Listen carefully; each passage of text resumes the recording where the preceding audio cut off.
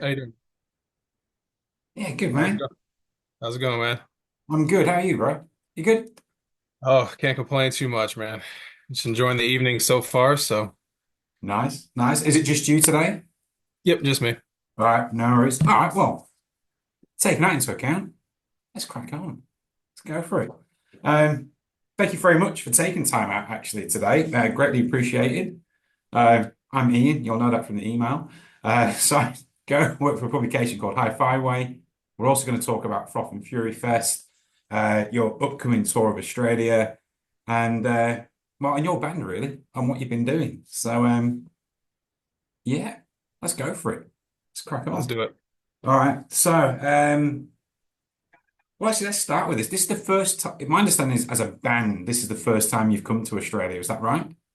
Yep, bet. Well, first time as a band for anything. Like we've been to that side of the world. Like we gone to Japan, we've gone to Southeast Asia, but never had a chance to actually go to Australia just because logistics didn't work out, or Yeah. sometimes like it's a things are expensive and have only gotten more expensive as they've Yeah. gone along. So. Man, haven't they just? Anyway, Oh I'm, yeah. I'm going over to America in a few weeks, and I was having a look at the exchange rate, and I was like, oh, yeah, whoa, yeah, not good. So what do you actually, well, what do you know about Australia? Because I know you've got some connection with Sienna Skies, Yep. but what do you actually know about the fans here, anything, the culture? So it's kind of loose stuff. I mean, we've had friends that, I've had friends that live there. We've toured with bands from over there. Like we played shows with In Heart's Wake. We toured Europe with Make Them Suffer about 5 years ago. North Lane, our other guitar player, worked for them the last time that they came over to the States. Parkway, we've played festivals with Parkway in Europe as well. So it's kind of like we've had like a loose like affiliation with the Australian music scene just over the years. And then honestly, the rest of it is probably just from like pop culture. It's like, seeing the oceans, like surfing, um, the nature stuff. On, I guess, a slightly sadder note, it's like I'm a big like scuba diver. I love swimming. I love being able to like see ocean scenery when I have the chance to. And I know like the Great Barrier Reef, there's some issues going on with that, like literally looking like bleached, which is crazy. Where I'm like, uh, we suck as Yeah. human beings. Like, so more of like on the nature side, it's like wanting to like, explore some of that. I know there's a big like esports culture over there too. There's a guy, I think there's a place in Melbourne called Fortress. Yeah. I think we're going to try to visit. I think they have one in Melbourne and then one in Sydney as well, if I'm not mistaken. Yeah. But yeah, just some, like I said, little things throughout the years, and just like obviously from growing up too and seeing like sound wave festivals and like all that, like those, what is it, Big Day Out. Like I'm a huge Yeah. Limp Bizkit dude, so like, Yeah. you know, Yeah. growing up and seeing that stuff and being like, damn, they're really doing it like that over there. Oh my gosh. You know your stuff. Yeah, you know some stuff. That's good. That's good. Will you get the chance to go scuba diving when then you're over here? Because it's not just the Great Barrier Reef. There's fantastic opportunities everywhere. I'm gonna try to. Hopefully, I think we have. I think between Adelaide and when we play in Wollongong, we have like 3 days off. So I'm gonna try to get into a few different activities while we're there. So Nice. Very nice. Very nice. Um, Hot tip. You like? Have you ever been to the Outback Steakhouse? Hot tip. Nothing in there's Australian. Nothing. I figured as much, and it like we've always there's actually an Outback like 10 minutes away from where I live, and it's always the commercials are funny as hell when we see them because the way that they'll say things. And like I remember my friend Jordan, the drummer of Make Them Suffer, I just was being funny with him. I was like, "Hey man, you guys got blooming onions in Australia?" He goes, "What the fuck is that?" Yeah. I was like, "You don't know what a blooming onion is? Apparently you guys have it." And I'm fucking around with it. He's like, "Bro, no." He's like, "You guys made that up." I was like, "I'm sure we did," but it's just I was just trolling with like little shit. So, Oh, I got taken there in Knoxville maybe about 8, 9 years ago. And like, so my friends there, they're from Tennessee, like, oh, you gotta go, you gotta come here, you gotta check out an Australian restaurant. All right, whatever. So I turn up there and we had a blooming onion. And I went through the whole menu and then he gave me a Foster's. You can't get a Foster's here, by the way. That's not Australian either. And I was looking at it all going, the only thing Australian in this place is me. Nothing else is. It was insane. It's a fucking blooming onion. Never seen one of these in my life. So the anyway. question is, did you enjoy the bloomin' onion is the question. You know what? It wasn't bad actually. You know, I've got to Okay. be honest. Like, I know it's a big chain of restaurants, but the food was actually quite good. It was reasonably priced. This isn't an advert, but it wasn't bad. Yeah, it's not like I said, they're not bad as far as like a mid price. Like if you wanted to go get a steak for like $25, Mhm. they do a pretty decent job. They always have deals and everything else too. So, Yeah. again, not an advertisement for Outback, but yeah. Yeah, you say that now, you're superimposed sponsored by. Yes. Yeah. Oh yeah. Hey, if they're cutting checks out, I might rattle off a couple lines. Do it, do it. All right. So you turn up here, touring around Australia. You did the album, you did your fourth album last year. Well, it came out last year, Omen. Yep. It was quite a gestation period as well. It took quite a few years. I'm guessing COVID would have been quite a big Yes. play in that as well. Since then, though, I get the impression you guys like I'm guessing you're at home. This is a rarity because you've been constantly on the road. Like Oh yeah.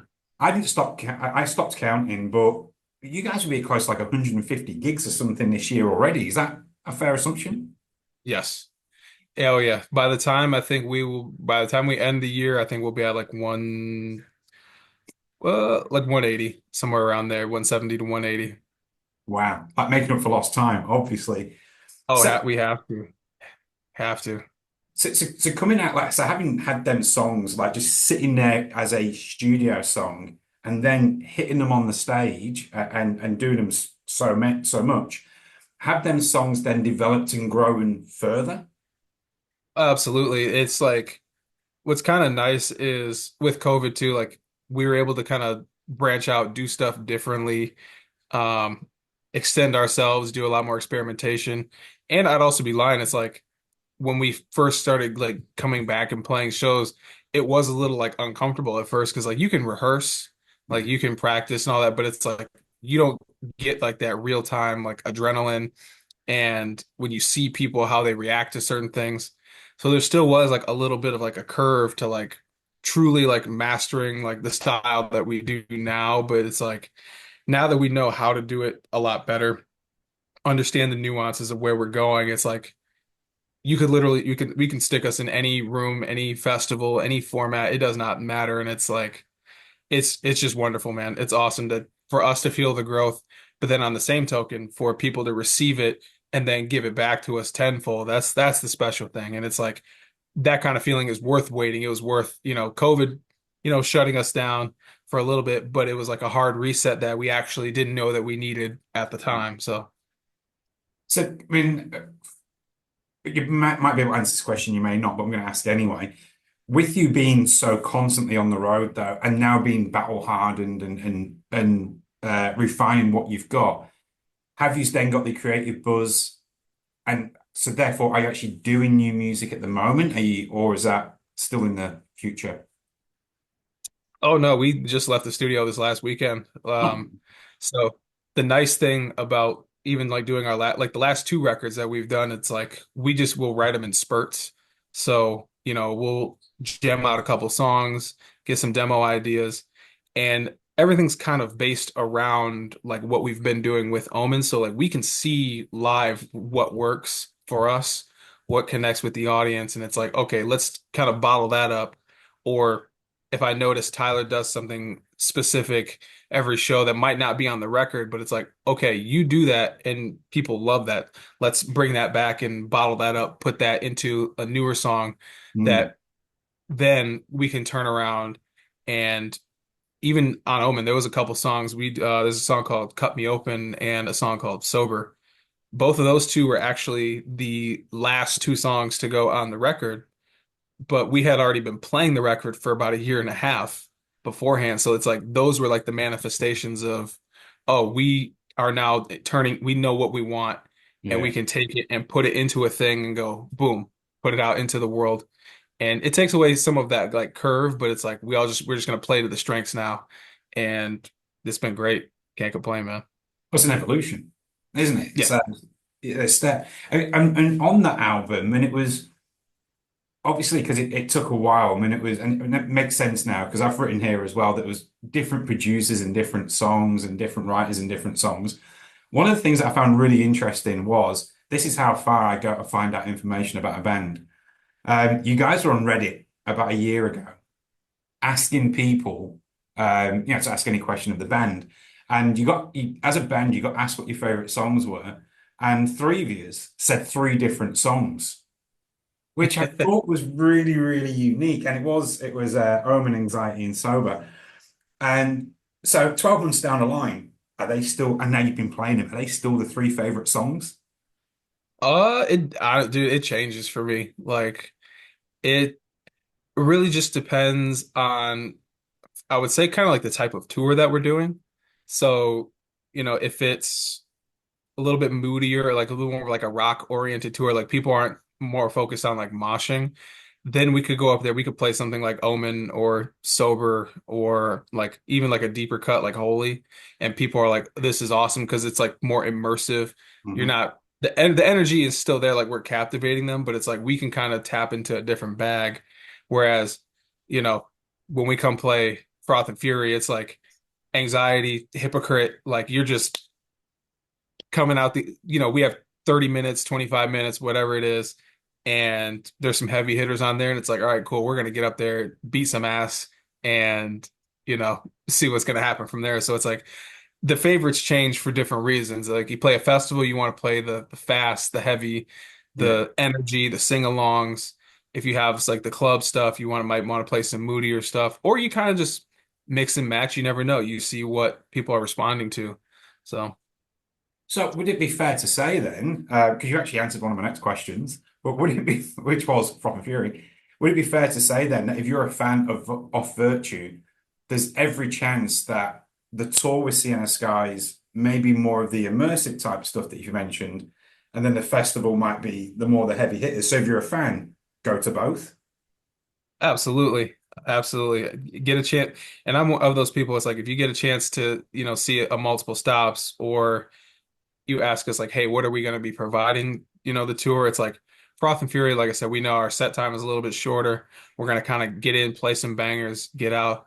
The cool thing about the Sienna part though is we stand out from them and the other artists, Clay, Jay Gladstone. It's like because he's more of like kind of punk rocky, kind of has like that kind of He's vibe. different, yeah. It's gonna be sick. Like Sienna, they have their own like kind of old school kind of metalcore vibe. But then you have us where we can do both. Hmm. And it's like you're gonna get the immersive side of us, you're gonna get the emotional side, but you're also gonna get something that I believe that like not to say that either other artist doesn't do, but it's like they do things that we don't, we do things that they don't. So that's why the tour package complements itself. But yeah, we're coming in guns blazing no matter what with that. We just happen to play about an extra 10 minutes on those tour stops. So we could throw in an extra two or three songs. So, for people, because obviously you haven't been to Australia before, there's anybody who goes and watches you, will either know you from the records or will be a casual observer. For those who might be on the fence or the casual observer, how would you describe your band in your show? Balls to the wall, 110% energy, emotion. You're gonna get the best out of us. If you don't know who we are, by the end of the show, we're gonna force you to have an opinion on us. You're either gonna love it or you're just gonna be like, that band gave us everything. And I've had people that come up to me and they're like, hey man, like your style is not really my cup of tea, but you guys just put on a hell of a performance. So then you kind of like start to change people's minds or their preconceived notions of that maybe that a specific style of music. And Hmm. it's just like I just tell people like if you don't know who we are, you're going to get 110% of just, like I said, raw honesty, emotion, intensity, and we're going to leave you feeling something. What that is, that's up to you. But might be a bloody nose, might be a smile. Who knows? Well, let's hope so. Let's hope so. I mean, in a year where you played, I'll make this the last question because I don't want to take up too much of your time. But in a year that you've going to be playing 180 odd shows, and I do know you've had some festivals in there like Louder Than Life. Which what has been your highlight of this year? Oh man. Uh, that is a good question. There's a few, honestly. Again, I would say like just this probably like an overarching thing, but just being able to travel and see the world. Like we're doing something where someone is paying us money to go play music, to meet people, to have fun, to immerse ourselves in different cultures, to just see the world for what it can be, what it is, and put something back into it that's positive. You know what I mean? So Mhm. like we went to the Philippines earlier this year. They were doing a festival called Pulp Summer Slam. It was the last one, and like we played with Parkway. Story of the Year is a band that we've grown up with, had a chance to meet and hang out with them. So that was great. Um, we were in Europe with this band called Any Given Day. That Yeah, was probably the largest tour we've ever done over there, and it's wild because we didn't really know who they were, and we show up and like I remember looking, I was like, these are all like big room, like they're like 1,000+ cap rooms, and it's like, and we're the direct, and it's like, this is amazing. Our friends in Imminence took us out on their first oh, U.S. tour, full U.S. tour, and that was mind blowing, man. That band is absolutely incredible. Like they're about to be Bad Omens, Bring Me the Horizon level here very soon. So it's like I can't really pick one moment because there were so many. yeah, Like, and even just being at home and like, I work around town, so like if I go to the grocery store or go, shopping or whatever it is, and it's, some people are like, it's the rock star shit. Where people that I don't know, they're like, hey, you're so and so, or you're this. And it's like, you're being noticed for the thing that you're most passionate about and want to put into the world. And we all know, like I said, it comes from a great place. And it's to get some of that recognition. We're human beings, man. It always, if someone puts a smile on my face, I want to put yeah, one on theirs. yeah. It's like living the dream. It's not like live. It is. It 100% is like I wake up every day and it's like, what can I do to keep this going for as long as I can, however I can. You know what I mean? Yeah, yeah. Well, we will see you. Well, Loudon Life. Fast and Furious is. I was meant to go to that a few years ago, and it got cancelled as I was on the plane flying into Louisville. I was so devastated because Ooh. you had the tornado or something. Anyway, long story short, ignore that. I will see you in Froth and Fury on the 9th of November.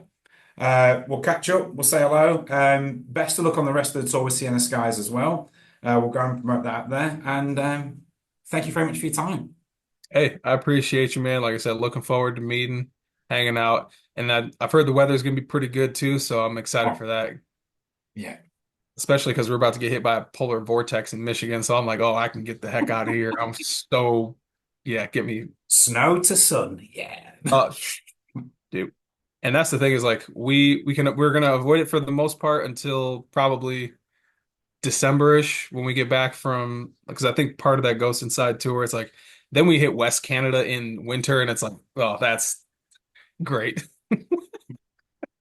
Living the dream. Ex Take the good with the bad sometimes. All right. I'll see you in a few weeks. Thank you very much for your time once again. Yes, sir. All right. Take it easy. All right. Take care. Bye.